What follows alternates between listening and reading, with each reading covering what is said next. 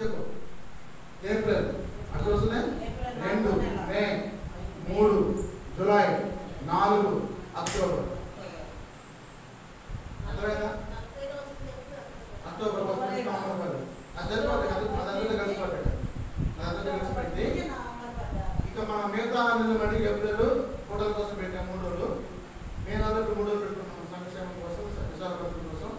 జూలైలో మన కుటుంబాల కోసం, వ్యవసాయం కోసం పెట్టుకున్నాం. అక్టోబర్లో ఆచరణ ప్రార్థన. గుర్తుంచుకోండి. అంటే ఒక క్రైస్తవుడు అనేవాడు, విశ్వాస అనేవాడు దేవుడు యొక్క చిత్తాన్ని బట్టి జకర్యాతో మాట్లాడే దేవుడు తెలియజేస్తున్నాడు. జకర్యా అనే మాటకు అర్థం ఏంటంటే, ప్రియులారా, ఈ ప్రవక్త మంచి ఉద్యమమైన ప్రవక్త. జకర్యా గారు మంచి ఉద్యమమైన ప్రవక్త. దర్యావేష్ తెలుగుడుతాల్లో ఈయన మంచిగా దేవుని యొక్క చిత్తాన్ని బట్టి మరి వాడబడ్డ ప్రవక్త. ఈయన ప్రభు యొక్క చిత్తాన్ని తెలుసుకొని, చూడండి ఇక్కడ జకర్యా గ్రంథం 1వ అధ్యాయం 3వ వచనం చదవండి. జకర్యా గ్రంథం 1వ అధ్యాయం 3వ వచనం. కాబట్టి మీరు వారితో ఇట్లను సైన్యములకు యెహోవా సెలవిచ్చినదేమనగా, మీరు నా తట్టు తిరిగినట్లా నేను మీ తట్టు తిరుగుదును. సైన్యములకు యెహోవా సెలవిచ్చుచున్నాడు. స్తోత్రం. ఇదే సైన్యములకు యెహోవా. మీరు యేసు ప్రభు తట్టు తిరిగితే మీ తట్టు ఆయన తెలుస్తారు. చూడండి, ఇక్కడ మాట చాలా అర్థంగా ఉంది. మందిరంలోకి వచ్చి ప్రార్థన చేయకపోతే ఎవరిని మొనాలకిస్తాడు? సరే చేసామనుకో, బయటికి పోయి పాపం చేసి ఆలోచిస్తున్నా ఇప్పుడు చక్కగా పాయసం చేసుకున్నాం, పాలు పోసాం, రాత్రి మొత్తం చక్కగా రాని సేమియా వేసింది, సగమియా మోసింది, మొత్తం చేసింది. అంత గొంగళం ఆడుతుంది, అరటికాయలు కూడా వేసినట్టుంది, గొంగళం ఆడుతుంది, జీడిపప్పు గొంగళం ఆడుతుంది, కిస్మిస్ గొంగళం ఆడుతుంది, బాగుంది. దాంట్లో అంత జస్ట్ అంత ఒక వ్యాపారం అంత పిండి జరుగుతుంది. ఏమైపోతుంది? నీ పాపం కూడా నీ పవిత్రమైన జీవితాన్ని చెడు చేసి అపవిత్రపరుస్తావు. హల్లెలూయా. నీ పాపం కూడా నువ్వు ఎంత ఉపవాసం ఉండి కన్నీరు గార్చి మోకాళ్ళు వేసి దీక్ష చేసినా కానీ, బయటకు వెళ్ళి నువ్వు అబద్ధం ఆడినా, మోసం చేసినా, దొంగతనం చేసినా కానీ, వ్యభిచారం చేసినా కానీ, మరి ఎటువంటి ఇచ్చికలాడినా కానీ, నీ యొక్క ప్రవర్తన మొత్తం సిగరెట్ తాగినా, మందు తాగినా కానీ మొత్తం కూడా నీ ప్రాంతం అంతా శూన్యమైపోతుంది.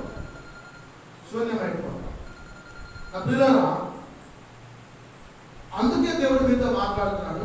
మీరు నా తట్టు తిరగండి, నేను మీ తట్టు తిరుగుతాను. అంటే give respect and take respect అని ఇంగ్లీష్ అంటే ఇచ్చి పుచ్చుకో. ఒక మాట చెప్పాడు, ఇచ్చి.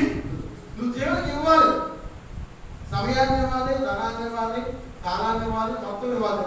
అప్పుడు దేవుడికి పట్టజలమంత విస్తారమైన దేవుడు కుమరిస్తాడు. స్తోత్రం. హల్లెలూయా. ప్రియులారా, ప్రభు మీతో మాట్లాడుతూ ఉన్నాడు. ఎవరు మాట్లాడుతున్నారంటే, నీ సమయాన్ని ఇవ్వు, నీ దశభాగాలు ఇవ్వు, నీ కుటుంబాన్ని నా తట్టు తిప్పు, నేను నీ తట్టు తిప్పి నీ అవసరం అక్కడనే తెలుస్తాను. ఇక్కడ ప్రభు మాట్లాడిన మాటలు 8వ అధ్యాయంలో మరి ఆయన ఏమంటున్నాడు?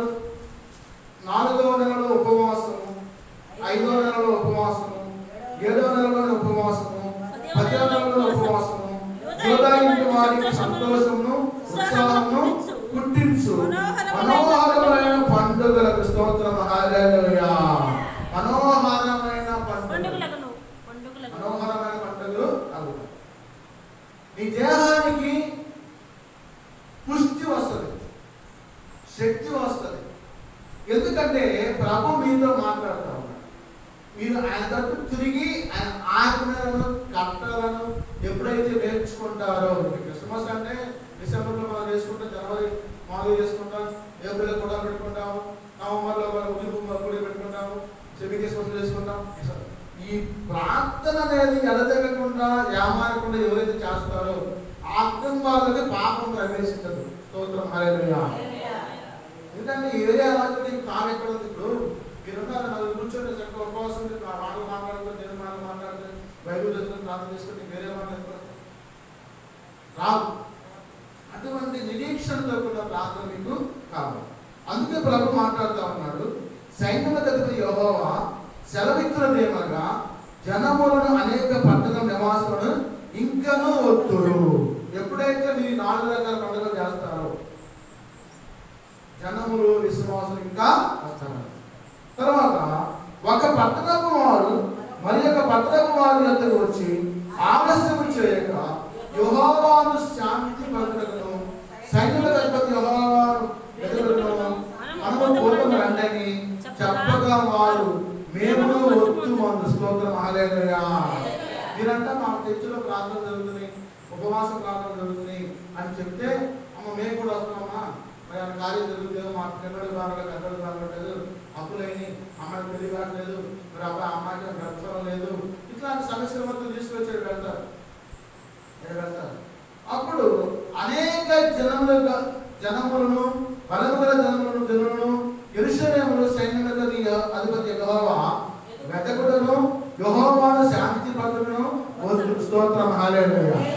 వీళ్ళందరంట యెహోవాని ఇన్వెస్టిగేట్ అని కనుక్కోడు, వెతికి ఆయన దగ్గర సమాధానం మొదలుకొని ప్రార్థనలో ఏకీభవిస్తారంట. చూడండి ప్రభు మాట్లాడుతున్నాడు. మరి ఆ దినములో ఆయా భాషలు మాట్లాడు అన్ని జనులు 10 మంది యొక్క యూదుని చెంగు పట్టుకొని దేవుడు మీకు తోడుగా ఉన్నాడు సంగతి మాకు వినబడింది కనుక మేము మీతో కూడా వచ్చుమని చెప్తున్నాం. హల్లెలూయా. ఈ సంఘానికి వచ్చి కార్యాలు జరుగుతున్నాయంట, దేవుడు నెరవేరుస్తున్నారంట, మేము కూడా వస్తామని చెప్పి మీతో పాటు మీరు వినకపోయినా కానీ విని తెలుసుకుని వస్తారన్న. చూసారా గొప్ప మాట్లాడే ఈ ఉపవాస దినాన్ని సంతోషకరంగా ఎలా మాట్లాడుతున్నారు. ఈ ఉపవాసం సంతోషం కావాలంటే సంఘం విస్తరించాలి, ఫలించాలి, కార్యాలు జరగాలి, ఇక్కడికి వచ్చిన అద్భుతాలు చూసుకోవాలి, ఆశ్చర్య కార్యాలు జరగాలి. అప్పుడు మరి దేవుని యొక్క కృప ఆవరిస్తాము. మనందరం ఒకసారి రాజీ గారు, నేను, అమ్మ వెంకటరామ గారు వచ్చిన తండ్రి కూడా వచ్చిన ఒక కారు అందరూ వెళ్ళాము. వెళ్ళినప్పుడు ఆ అమ్మాయి గారికి ప్రార్థన చేసి వచ్చాము.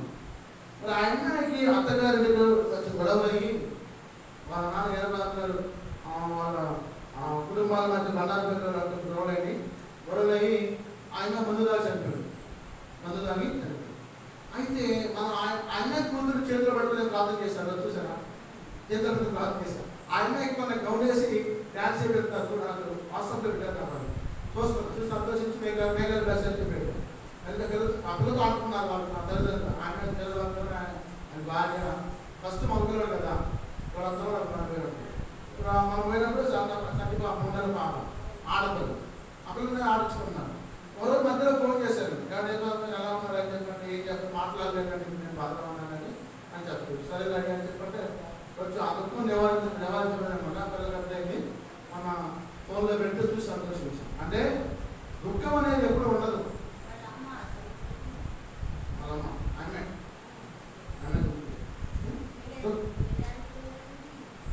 కాబట్టి ప్రభు మాట్లాడుతూ ఉన్నాడు, ఈ దుఃఖదము సమాప్తమవుతుంది, ఈ దుఃఖదము సమాప్తం.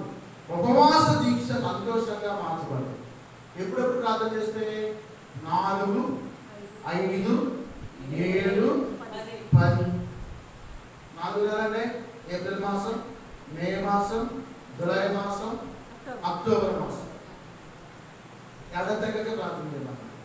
ప్రియులారా, మరి ఆయన మాటల్లో ఏ దోషము ఉండదు, ఏ దోషము ఉండదు.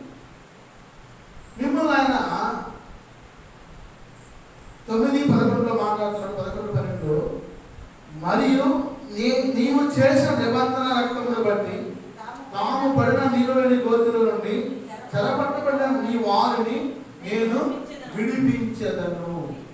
ఒకసారి చదువు ఆ మాట. రైతు రికార్డు తీసుకుంటాను. రైతు తీసుకో.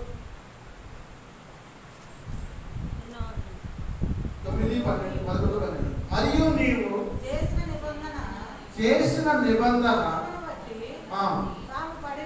తాము పడిన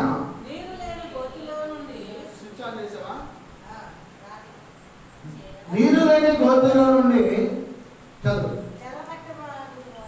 చెరపట్టబడిన నీ వారిని నేను విడిపించదు. వంచకంలో పడి మీరు నిరీక్షణ గలవారా ఈ మాటలను ప్రవేశించుడి. నిన్నంతలుగా మీకు మేలు చేస్తున్నని నేను మీకు తెలియజేస్తున్న స్తోత్రం. హల్లెలూయా అంటున్నాడు. నిబంధన రక్తమును బట్టి, ఏ రక్తం అంటామా? నిబంధన రక్తం. మీరందరూ నిబంధనాజనులు. యేసు ప్రభు వారి యొక్క నిబంధనాజనులు. మీ నిబంధన ఏంటంటే, మీ నియమం ఏంటంటే యేసు ప్రభు నమ్ముకున్నారు. యేసు ప్రభు నమ్ముకోవడమే మీ నిబంధన. నా అందరూ ఎందుకు కూర్చోండి, ఆ బాలకృష్ణ గారు నాకు లేదు, ఈ మజమ్మ గారు నాకు లేదు, ఈ సువాత్మ గారు నాకు లేదు, తెలుసు గారు నాకు లేదు, పద్నాలుగు గారు నాకు లేదు, రాణి గారు నాకు లేదు, సగం గారు నాకు లేదు, కనకాలం గారు నాకు లేదు. నాకు అందరం కూడా ఎవరి నామంలో కూర్చున్నట్టుగా యేసు నామములో. స్తోత్రం. హల్లెలూయా. యేసయ్య యొక్క నిబంధనాజనులు. నిబంధనాజనులు నిరీక్షణాధనులు గనుడగు యేసుని సిలువతో సంబంధులు మేము నిబంధనాజనులు. యేసు రాజు వచ్చును ఇంకా కొంతకాలమే మోక్షమందు చేరుతాము. యేసు రాజు వచ్చును ఇంకా కొంతకాలమే మోక్షమందు చేరుతాము. నిబంధనాజనులు నిరీక్షణాధనులు విశ్వాసమే మా వేదాంతం, నిరీక్షణే మా సిద్ధాంతం. విశ్వాసమే మా వేదాంతం, నిరీక్షణే మా సిద్ధాంతం. వాక్యమే మా ఆహారం, వాక్యమే మా ఆహారం, ప్రార్థనే వ్యాయామం. అనుదినము మేము నిబంధనాజనులు.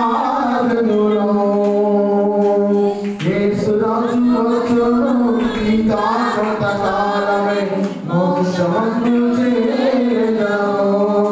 యేసు రాజు వచ్చును ఇంకా కొంతకాలమే మోక్షమందు చేరుతాము.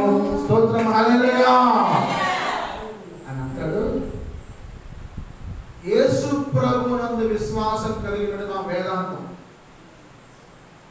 యేసు ప్రభునందు విశ్వాసం కలిగినమే మా వేదాంతం. నిరీక్షణే మా సిద్ధాంతం. ఎప్పుడు మేము పల్లరాజ్యం అంటామా అని నిరీక్షణ కలిగి ఉంటాము. వాక్యమే మా ఆహారం. వాక్యం చదవకుండా భోజనం, వాక్యం చదవమేమో భోజనం. ప్రార్థనే మా వ్యాయామం. చూసారా ఆట అర్థం. మోకాలు వేసి చేతులు పైకి ఎత్తి కన్నెలు కలిసి ప్రార్థన చేస్తే నువ్వు వాకింగ్ చేసినంత విలువ అంటాం. ప్రార్థనే మా వ్యాయామం. అనుదినము మేము నిబంధనలు. ప్రతిరోజు వాక్యం చదవాలి, ప్రార్థన చేయాలి, విశ్వాస జీవితంతో కొనసాగాలి, నిరీక్షణతో వేచి చూడాలి. ఈ 4 పనులు చేయాలి. విశ్వాసంతో జీవించాలి, నిరీక్షణతో వేచి చూడాలి, వాక్యం భుజించాలి, ఆహారంగా ప్రార్థన చేయాలి. ఈ 4 పనులు చేయాలి. మరి దేవుడు ఇప్పుడు మనతో 4 మాటలు మాట్లాడాడు.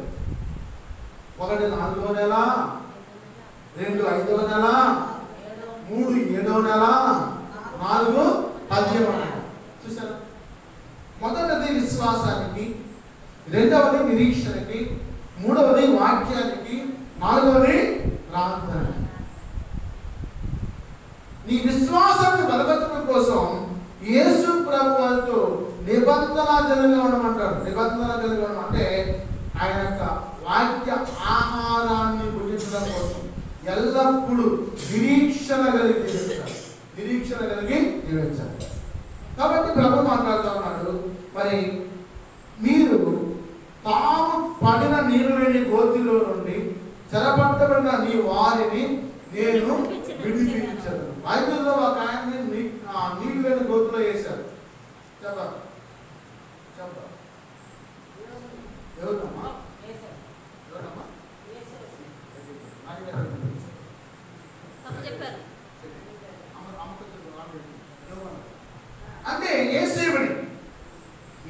గారిని నీరు లేని గోతులో వేశారు. ఎవరు? వాళ్ళ అన్నలే, సొంత అన్నలే. నీవు బాగుపడతామంటే నీ అక్క చెల్లెలు అన్నదమ్ములు ఓర్చుకోలేదు. ఎవరన్నా శత్రువులు అంటే మీ వాళ్ళే. ఎవరన్నా శత్రువులు అంటే మీ వాళ్ళే. మరి మనకే పడుతుంది. బయట చివరి మనం టచ్ చేయలేదు. ఒక ఆయన వచ్చి మీ వాళ్ళే మిమ్మల్ని చూసి ఓర్చుకోలేకపోతున్నారు.